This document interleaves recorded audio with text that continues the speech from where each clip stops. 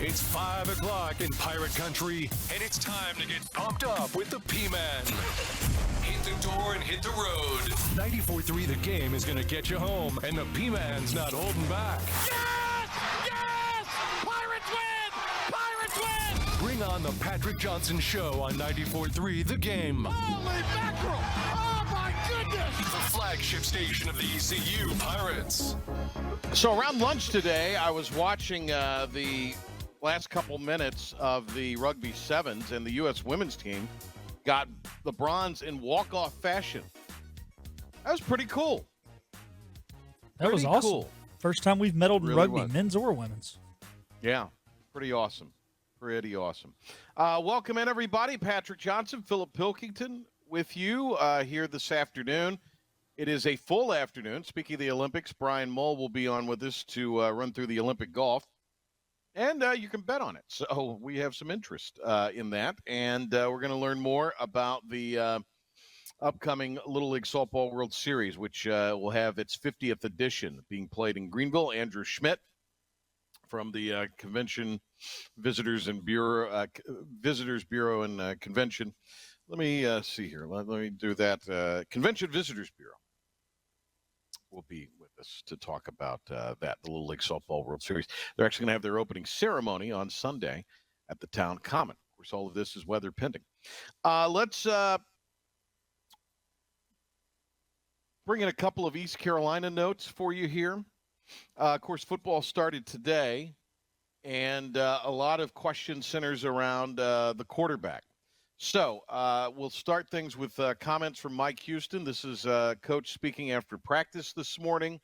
This is his opening statement. All right, first day of practice. Always exciting time of the year, all across the country, and every single year. And today's no different. I mean, the guys have been itching for this, and we were excited last night, excited this morning. Then you get out there, and that sun comes out, and that humidity kicks in, and it hits you that it's camp. So it was the first day, and I'm glad we got some heat and humidity because we're going to need that to acclimate us here in August. But good first day as far as getting the practice in. That looked like a first day. Sloppy as all get out, and the heat comes out, and you lose some discipline with your young guys, and then your old guys. The Rajay Harrises, the Dustin Hall, Casey Kelly, Tay Johnson, Surad, Eli, Chad. The guys that have been there and practiced a lot. Hampton, the old guys, they just go, because they've been through it. They have the mental capacity and toughness to handle it no matter what, and that's what we got to have from our our whole program. So, good first day. More from Coach Houston, and he talked about the quarterbacks today. Of course, we spent a lot of time with Stephen Igo on that yesterday, talking with Stephen regarding that, and this is what Coach had to say about Caden Hauser and Jake Garcia on who was getting the first team reps. Rock, paper, scissors. I decided today. Okay, so Caden went with the ones today. Jake went with the twos. Tomorrow they'll switch, and we'll keep on that way throughout the next several practices. If at some point in time somebody separates themselves, then so be it. But we want to give both of them an equal opportunity. Pretty short and sweet. Asked about his thoughts on how the quarterbacks practiced today. Coach Houston said, Well, I think they're more comfortable. They know the offense. They're both smart kids, smart football players. They know the offense. They know where the ball is supposed to go. They're both good decision makers. I think that you're going to see that from that position. It's just, figuring out the other pieces around it and then who functions best. All right, more. And this is Coach Houston on how the quarterbacks are as leaders. Well, I think they're both trying to do a good job. I think it's tough in the situation that they're in because, neither one's been named the clear-cut starter. They both have the attributes to do it, and they both have the respect of the locker room.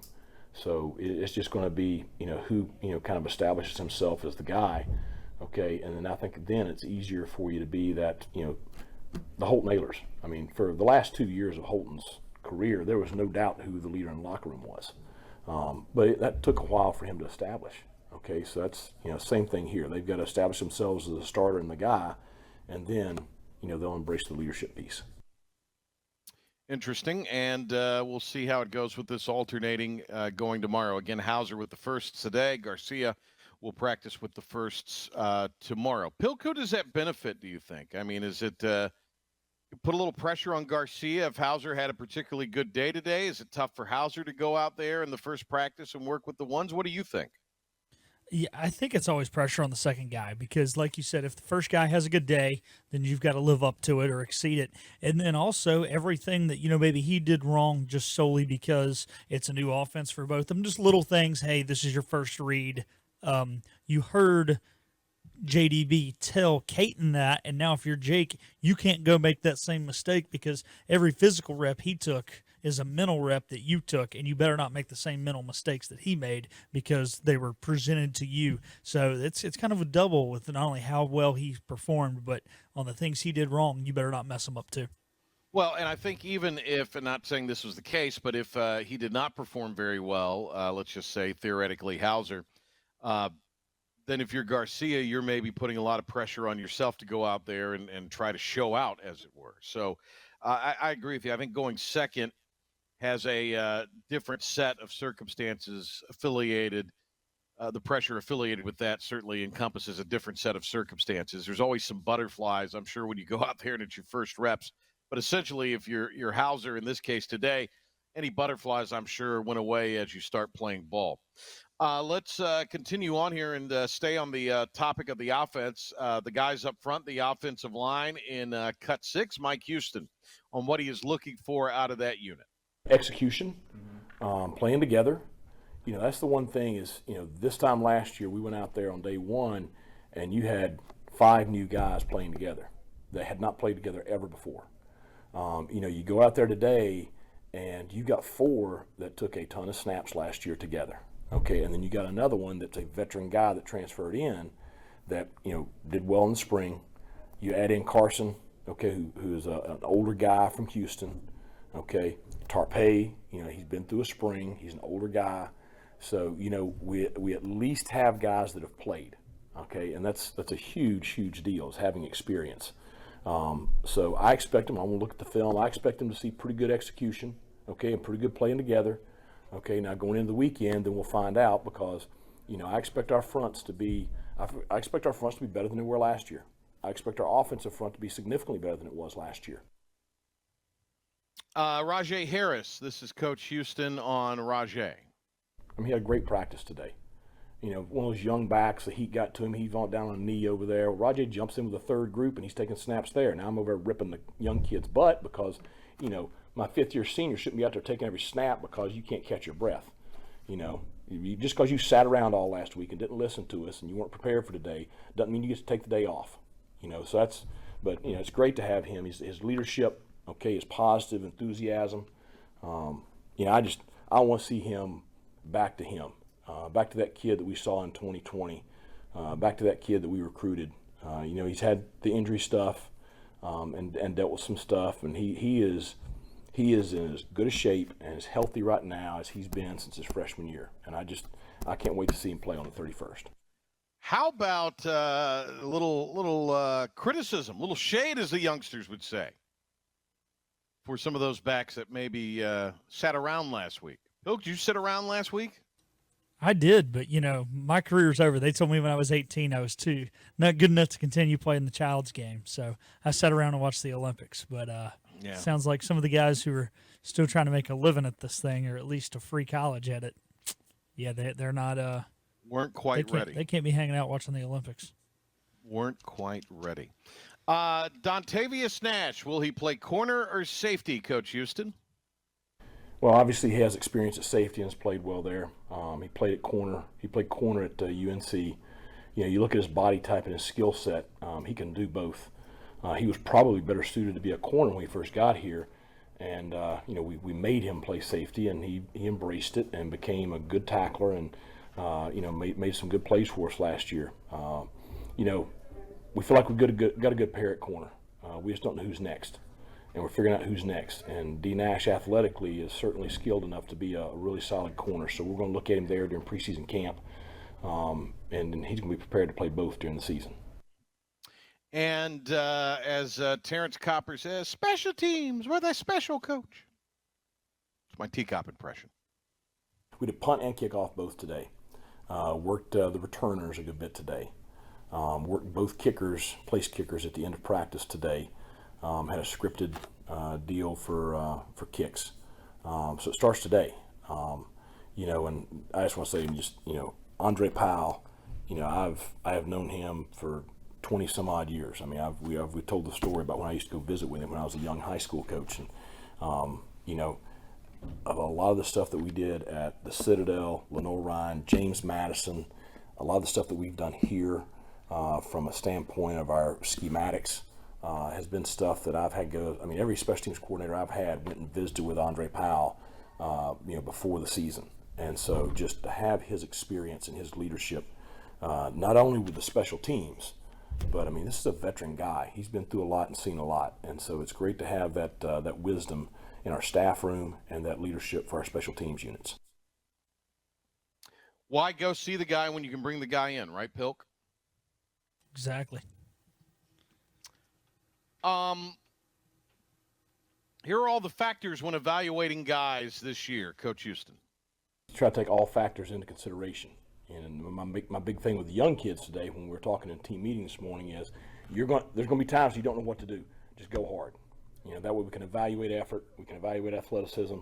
And that's the big thing is, for the next several weeks, it's figuring out who can do what.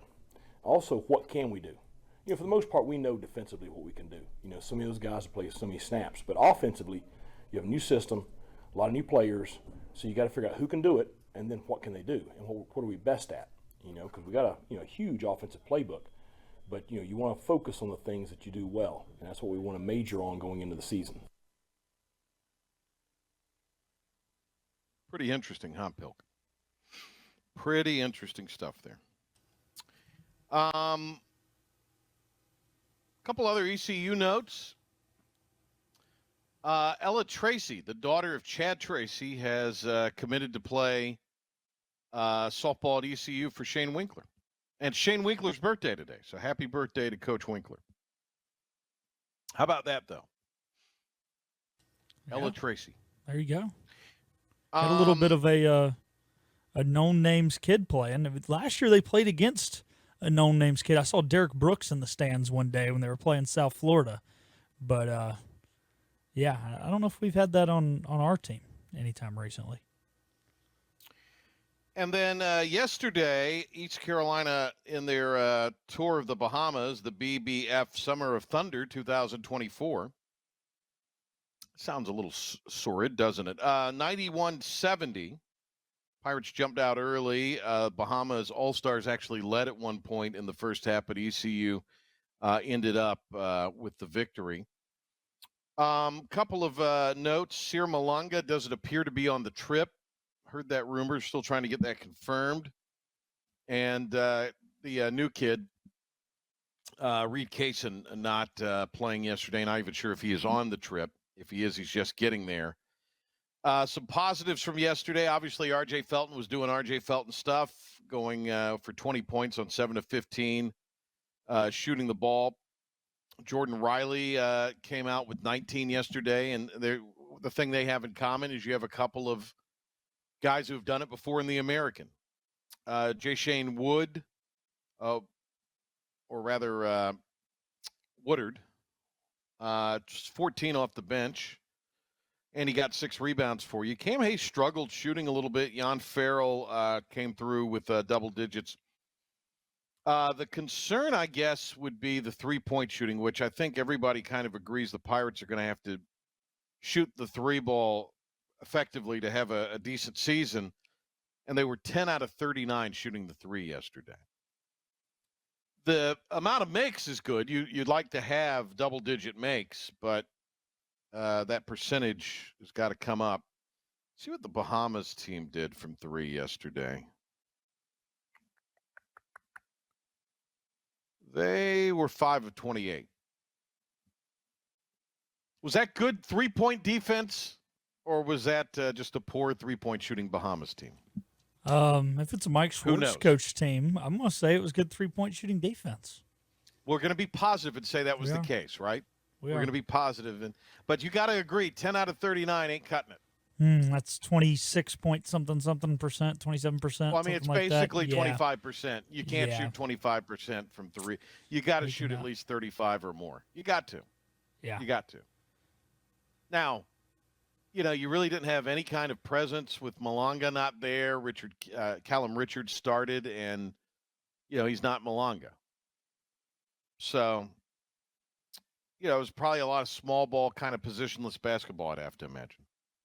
They'll return to action tomorrow on this trip of the Bahamas. All right. Olympics going on, as we know. Olympic golf is happening, and it begins in the wee hours. We'll talk with Brian Mull about the event, and also if you want to lay down some bets. And a little bit later on, we'll talk or actually hear about the Little League Softball World Series coming to Greenville next week. This is the Patrick Johnson Show. Sometimes you just don't know if you want to kiss him or slap him. Ow! Either way, he'd probably like it. The Patrick Johnson Show on 94.3 The Game. Hey now. All right, welcome back. Brian Mull with us, golf writer extraordinaire at BG Mull on X, and we're talking Olympic golf, which is getting underway. And we'll get an early primer on the old GGO, the Wyndham. Speaking of Wyndham, we'll get to that in a minute.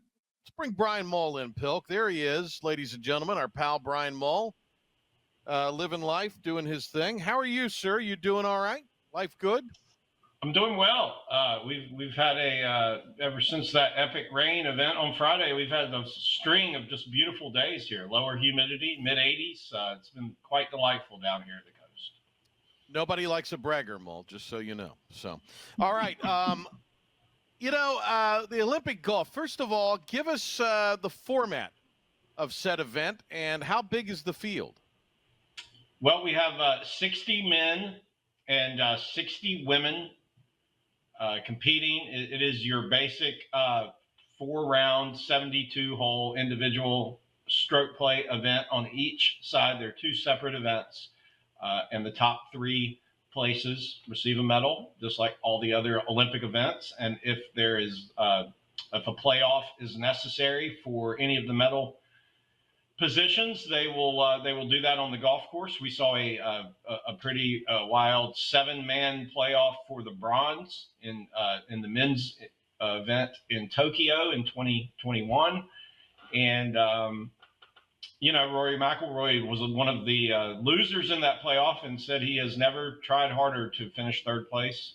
So I think that tells you a little bit about what it means. Although you could say in Pinehurst he was trying pretty hard down the stretch to finish in 3rd. There's been some conversations about maybe making this more of a actual team event. Right now, they kind of pick the teams based off the world rankings, and the most who can 4 is the most who can represent any country. If you have enough players who are ranked high enough, of course, United States, one of the few that does on both sides. So I'm looking at this men's team.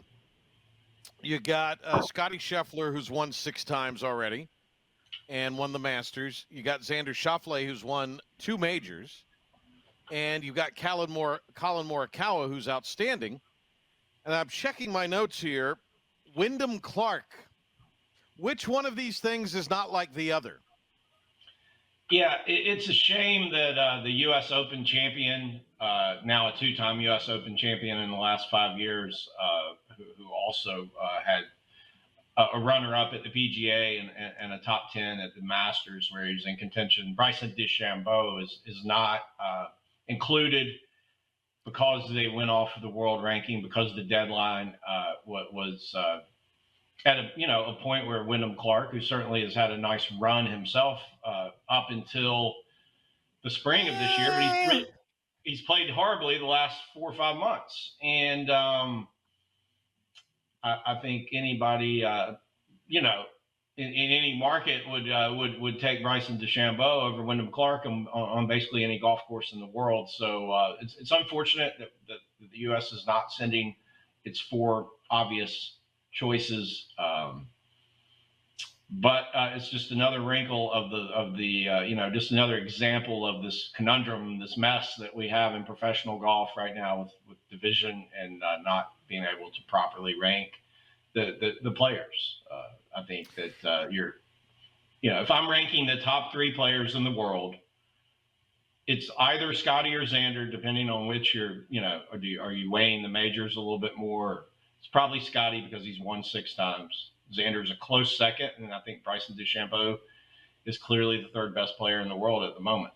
So, and I have no problem with Morikawa because Morikawa is excellent and is Morikawa hasn't finished outside the top 20 since March. Right. I mean, he's played well in all the majors. He's not played his best on Sunday, but he's been right there. He was in the final group at the Masters. He was in the final group at the PGA. Yeah. He's had a terrific year, just not been able to ring the bell, but he's certainly, a 2-time major winner himself.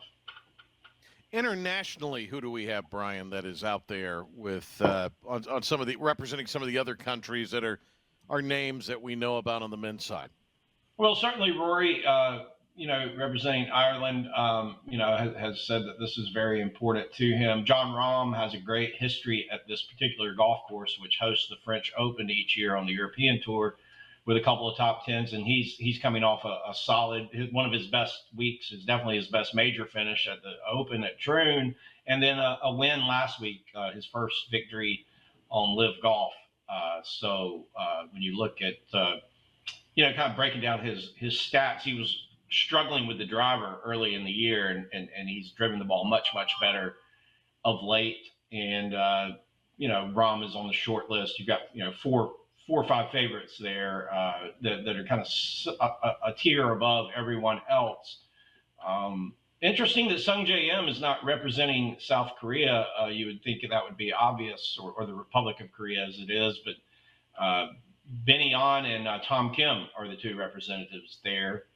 And then I know the Canadian contingent with Corey Connors and Nick Taylor, always very excited, very proud to represent their country. But a stellar field. I think that's really what stands out to me. Whereas in Rio and then obviously Japan, you had the COVID concerns, but a lot of guys were opting out and just not interested. But I think we're seeing momentum build in Olympic golf, where these guys understand the value of this medal. And really, if you look at Xander Schauffele's Schauffele is how he pronounced his name when introduced. So I guess we've all been wrong. Xander won the gold medal in 2021. It meant a lot. He has some Japanese heritage in his family. And if you could say that maybe that has spurred him on to now being a 2-time major champion. We got Brian Mull. We're talking golf, the Olympics. We'll get to the women's field in just a moment. But you brought up John Rahm. Rahm finished really strongly, as you mentioned, in the British. Got his first win with 3 weeks to go on the Live Tour, and was visibly emotional afterwards. He's faced a lot of criticism this year for taking the bag and maybe not playing that well, but it seemed like that was a very meaningful win for John Rahm last week. Absolutely. I mean, John Rahm is a guy who has been a factor in major championships ever since he turned professional. I mean, he's been a top 5, top 3 player in the world ever since he turned professional. And he's just been a guy that you could count on, even if he wasn't necessarily in the hunt, to finish in the top 10 or the top 15 of more major championships than not. Of course, winning the U.S. Open and the Masters along the way. And he was miserable at Augusta and at Valhalla. And again, he didn't even play in Pinehurst with a foot injury. And, not that he played great at Troon, but I think he a little bit of life there on Sunday with his run.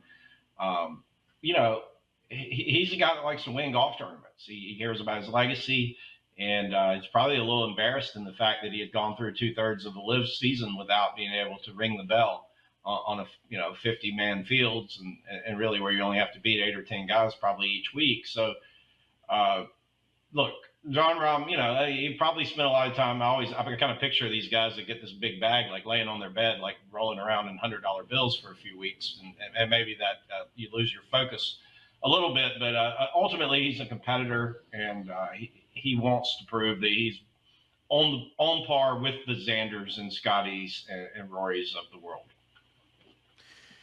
Brian, with the women's field, Nelly Korda is the headline grabber there. How is Nelly Korda playing right now going into the Olympics? Yeah, I mean, certainly she was the hottest golfer, not named Scotty Scheffler, or maybe even hotter there earlier in the year, but it's been a pretty dismal last few months for her. She won the gold medal in 2021 in Japan, and, it is the chalk for this event too. But when you just look at, obviously, the ladies' game has more of an international and global flavor than any sport, really.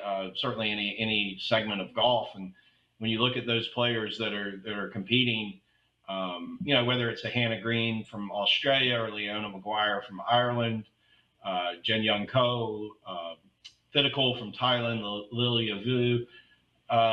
These are the top players in the game. So I think it's awesome to see that this may even mean more on the ladies' side in some ways. But I think just the quality of fields, this is a golf course that really suits the lady. It's very much an accuracy, precision type golf course, not a course that you can overpower. A lot of water hazards, so keeping your ball dry is going to be important. I'm not sure it's the best fit for Nelly, because her driver is usually such an advantage, and I don't know that its power is a huge edge this week. Brian, we'll get to maybe if you want to lay some shekels down on the Olympic golf, but let's talk about next week's event, and we'll get you back on next week to talk about this in more detail. But they head to Greensboro for the Wyndham next week after a week off. This follows I'm shocked as anybody Nance was at the M3. I couldn't believe it. Or the 3M, whatever the hell it's called. If you'd have told me Jim Nance would have been in Minnesota, I'd have called you a liar. Because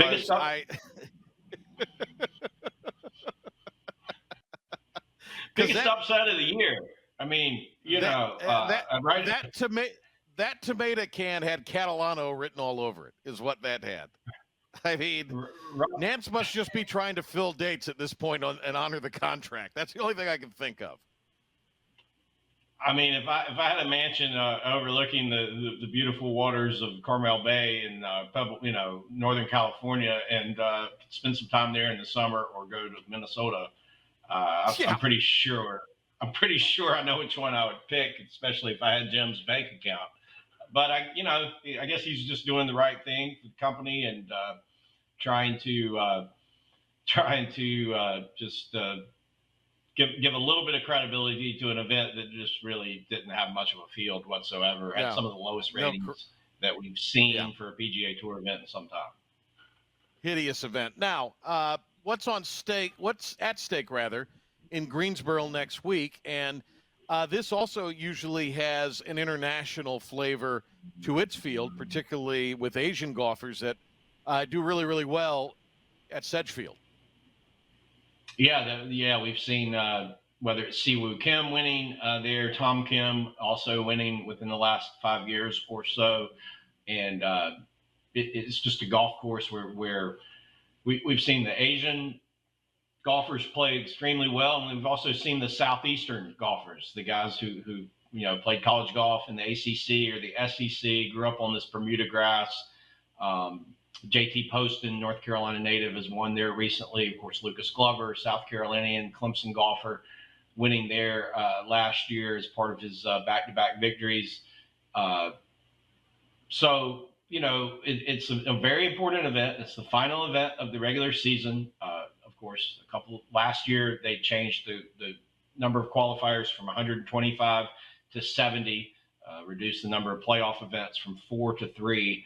So you have some pretty accomplished golfers who are on the fringe or on the outside of the bubble looking in, and that's really always going to be the story in Greensboro. It's been a nice placement for it on the schedule, in that it brings that level of excitement where there'll be updating the points with each shot, and you'll inevitably have a guy come up fractions of a point short of qualifying. And, the goal for all these guys now with these signature events is to get into the top 50, and you have to get in the top 70 before you can have a chance to finish in the top 50 at the end of the year. So a lot at stake for a guy like Lucas Glover, who's 75th, or a guy like Luke List, who's won a tournament in the last couple of years, who's 74th. Keith Mitchell, who's had a fine year, but is 78th. Brendan Todd is 69th, local guy, a Raleigh guy. And, these guys are all grinding it out, trying to I think Jordan Spieth's probably safe at 62nd, but it's just pretty wild that we're even mentioning his name in this tier of professional golfer. All right, give me an idea on the Olympics. You could place some shekels. You're pretty hot right now with your picks. So if you're so inclined to lay down a little money on this Olympic golf, who you going with and what you going with? Yeah, as far as winning, I'm staying pretty close to the top of the board. I like Morikawa, and I also am not against playing Rahm again. I mean, I think sometimes the obvious choice can be the right one, and when you look at the difference in his ball striking and like I said earlier, particularly his driving and the amount of confidence that he's coming in with, and a passionate. It would mean a lot for Spain's been on quite a run here in sports, and then to get a gold medal in golf would mean a lot to John, I'm sure. So I think his motivation will be at the top, and maybe even his attitude will be as good as it ever is. And then Morikawa would be the other guy that I would target. I just think it's a great fit for him. The concern there would be that his lackluster play on Sundays through the year. But if you keep knocking at that door, as we've seen from a Xander Schauffele, eventually that door can open up for you. Going a little deeper down the board, like at placement, top 10 type bets, or maybe even if you wanted to there's a market where you can bet to medal. I like Tom Kim. Again, course fit. He's a guy who's struggled a little bit earlier this year, but has been gearing up for this tournament. He's come over and played the French Open to prepare for this event, so he's familiar with the course. And then a guy I really like is the South African Christian Bezuidenhout, who I've had some success with him all year. Not to win, but certainly in the top 20. I think you can get plus money on a top 20 there, and 3 to 1 or so on a top 10. When you look at who performed well last year, I mean last Olympics, there was guys like Rory Sabatini getting the silver medal and CT Pan getting the bronze. So don't be afraid to take a few shots down the board. It's not necessarily just going to be the top few golfers in the world who medal. And didn't Kuchar get a bronze? He didn't did. Matt Kuchar in get a bronze? 2016. Justin Rose and Henrik Stenson, who were certainly at the peak of their game at that point. That's not totally surprising. But, Kuchar, he battled hard on Sunday to earn that bronze, too. I mean, which is just something you're not going to see in your average tournament. Yeah, you're right. Hey, Brian, thanks a lot. Great stuff. Thanks, Patrick. Everybody enjoy the golf. Early morning golf.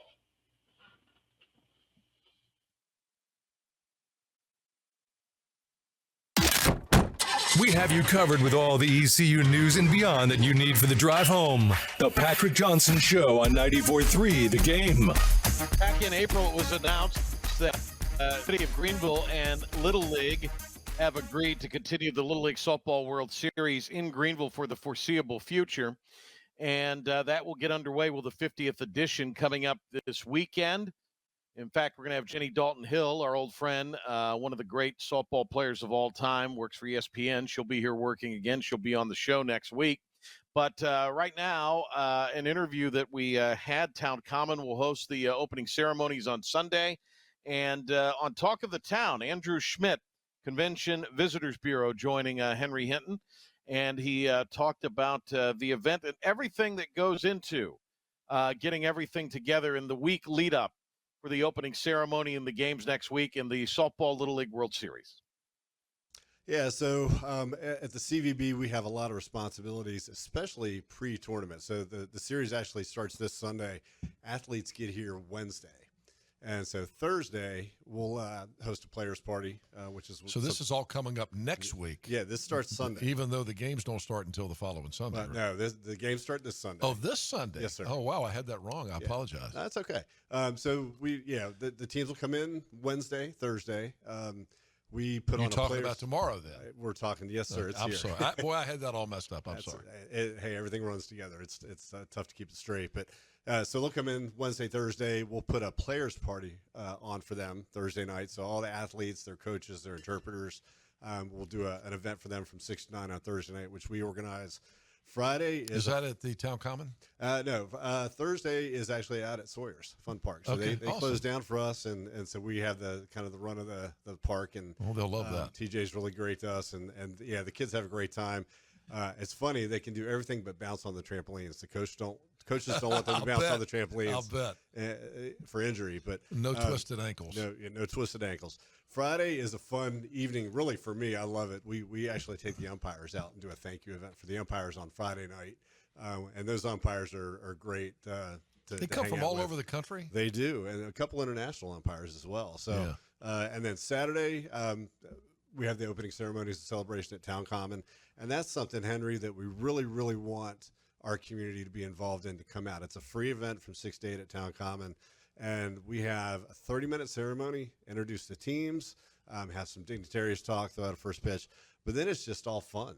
The athletes have a lot of different activities that they can participate in, but so can our citizens. Our parents with kids, they need to bring them out. There's kayak riding, there's dunk tanks, there's friendship bracelets, there's photo booths. There's all sorts of different things that the athletes do, but we also want to make it a community event. So that's very cool, and that's coming up this Saturday. Saturday from 6 to 8. Yes, sir. At the Greenville Toyota Amphitheater. Yeah, that's where the ceremony is, at the amphitheater, and then Town Common is activated with different activities for the athletes, but also the citizens. We want Greenville to own this event, and we're booked, we're contracted through 2027. Both sides seem to be very happy having it here, so I don't see any reason why in the future we don't extend that contract. We're becoming the Williamsport of softball. That's our goal. It's a lot of fun, and it's starting to really take root. People are really starting to understand that Greenville's the home of this thing, so we're excited. And of course, the games are on ESPN, all the ESPN platforms. Yeah, and that's the thing. Everybody wants to talk about the economic impact, and it's a great economic impact to have it here. It's over about $1.3 million to have this event here in Greenville. But it's the exposure, Henry. It's the, ESPN Plus starts out the games during the beginning of the tournament, and then you start getting through the middle of the week, and you start seeing us on ESPN News, ESPN2, eventually ESPN, and then a championship game on Sunday at 3 o'clock on ABC. Goes all across the country, all around the world. Yeah, I mean, what I love, what gets me going is every pitch that you see the pitcher throw it lands to the catcher, and you see Greenville, North Carolina. Yeah, I know. So, you guys do a good job of branding. Positioning's all about where that sign is, but it's great, and it's fun because in our business we know a lot of people from around the country. You travel a lot. You're at different shows, and the texts start flying. The field looks great. You guys look great. So it's just great. I will say that Elm Street Park, Stallings Stadium, and thanks to Mrs. Stallings, who's a dear woman, and Clark and Jeff and her family for giving for giving the money. Billy, because her late husband was Bill. For giving the money to upgrade that. It's always been a special park, but when they upgraded it with the seating and everything and the stadium feel to it, it really is a special place. But the way it looks on television, the way ESPN makes it look with the elevated cameras and all that, it really is. It's incredible. It's just beautiful. It's both. It's incredible on TV and it's incredible in person. And we see the athletes and their families come in for the first time, and they look at the stadium and they're like, wow, this is special. Not where they're playing at home. Not exactly. So, any idea how many hotel rooms? You probably know this, right? I mean, because you got teams, coaches, umpires, World Series officials, families from all over the world here this week, and the ESPN crews too. And ESPN, they take us rooms too. Right. Yeah, we're gauging that right now. One of the things that our office is trying to do is, we're really marketing heavily to just regular individual softball enthusiasts from the Mid-Atlantic to come and watch that don't have any affiliation with a team or a family member playing. We just want softball enthusiasts to come and watch the best athletes, 11 and 12-year-old athletes in the world play softball. So we're tracking it. It's tough because the teams, we still don't know all the teams that are coming. I think Canada is playing at 10 o'clock this morning. Oh, really? Yeah. Which, if you're the Canadian winner, you're basically winning, and then you're booking your flight and getting on a plane and coming so tomorrow. what do you do? You just have rooms blocked We off? do. We have a certain amount of rooms blocked off for the parents and for the crews, and the sponsors. This is the 50th anniversary of Little League Softball World Series, so we've got more sponsors than usual that are coming. So we're looking at probably anywhere between 1,200 and 1,600 hotel rooms, depending on who advances. We've got obviously our local team, which we're excited about, but then the North Carolina team is from Salisbury. So if they do well, towards the weekend, you're going to have more fans come for their team. And so it's interesting to watch, but it's a fluid situation with the hotel rooms. We do assess it after the fact and talk to our hotels and see what the exact. Do some families come in and try to rent homes? Oh yeah, Airbnbs are certainly a popular option, especially. I was just down in Fort Myers with with Greenville Babe Ruth team in the Southeast Regionals, and I think just about all the families ended up renting a house. Yep, Airbnbs are popular as well, especially the more kids you have, that seems to be the better option. So you're cutting down the number of hotel rooms. And families go together and run a house. Absolutely, absolutely. Yeah, that's kind of cool. It's great all the way around. It's a great, really 2 weeks, and all the regionals leading up to coming here, they're all talking about this is the road to Greenville. So it's good. It's a lot of fun. How about volunteers? Or have you got enough now? Is everybody set, or do you still need volunteers? You can never have enough volunteers, but I think there's two different sets of volunteers. The city of Greenville, which I'm part of, we've got a pool that helped make this run, and then Weingarts and Brian, they're so great. They kind of handle the Little League volunteers, and so I think we're in pretty decent shape. But I think at this point we're looking probably for next year. I mean, this is going to be something year after year. So if you're interested, I would say keep your eye on the dates for next year, and because you have to go through a process. Right. So it's too late now to get in for this. It's a little bit, it's a little bit late for the process for us. I got you. All right, so the World Series begins. All the festivities begin tomorrow. Man, I was off for a week. But the games begin on Sunday. And now the games, as I recall, are not open to the public, right? You can't. No, they are open. They are. Yes, sir. Weren't they? They were closed the first year because of COVID regulations. COVID, right? But if you can get to Elm Street, you can get a seat. Is that it? So you can't drive down Elm Street. So Elm Street's closed. But what we do is we have people park in the 10th Street parking lot at the bottom of College Hill. And we have a fleet of golf carts that run up and down the Greenway. So which is just around the corner. Yeah, you can walk, or it's a 5-minute walk, or you can take a golf cart. We'll have golf carts running back and forth. But all the games are free. I will say that for each game, the teams that are playing, they've got a certain amount of tickets in the actual stadium in the seats. So there's not going to be a lot of seating in the stadium available. But you've been out there. There's a lot of outfield bleacher seating. Yeah. And if you're part of that host team, the Pitt County team, which we're excited about having, we know they're going to play their first game Sunday night at 7. Awesome. So that'll be a huge it's crowd. great to be under the lights. So it'll be exciting. For those games, you want to come early. If you want to find a good spot to sit, you're going to come early for those games. But and come out and see the other park games. at the bottom of College Hill Drive. Park at the bottom of College Hill Drive, 10th Street, and you can. We'll have a tent and say go this way, or we'll have golf carts that are going to be running back and forth. That'll take people. Where's the funding come from this? That's we do a lot of fundraising. That's not my particular department, but we have a lot of people that are out there getting sponsors to put into this. Our office obviously is a funder of this as well. So it's a lot of people working really hard. I mean, this thing, people think, oh, it's August. Well, we start in January, starting planning this thing. And so Mark Phillips does a great job for us, beating the streets and getting some folks to help make this thing go. Yeah. All right. Well, this is exciting stuff. It'll be fun to watch on television if you don't make it. But Greenville, North Carolina will be all over the ESPN platforms for the next couple of weeks. That's right. Final championship game is 2 weeks from Sunday? No, it's a week long. So it's just 1 week. It's the 4th to the 11th. Okay. So we'll play 4 games on Sunday, Monday, and Tuesday. Wednesday, there's 2 games. The Athletes Unlimited, which is a pro softball group, based at Illinois. They're going to play some games over at ECU Wednesday night. And I think there's some limited tickets available to the public. You can kind of go on social media and check that out. And then Thursday, Friday, Saturday, and then Sunday is the championship game. Softball Little League World Series next week at Elm Street Park, and the Town Common will host the opening ceremony Sunday. We'll be back to wrap up the PJ Show and tell you about tomorrow right after this.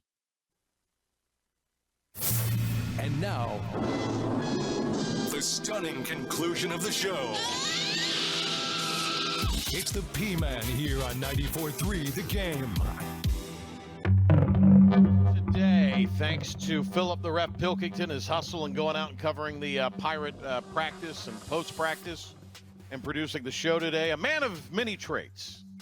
And thanks to Brian Mull for being with us, and thanks to Talk of the Town for the Andrew Schmidt interview. We've got a fascinating interview tomorrow. I'm really excited about this.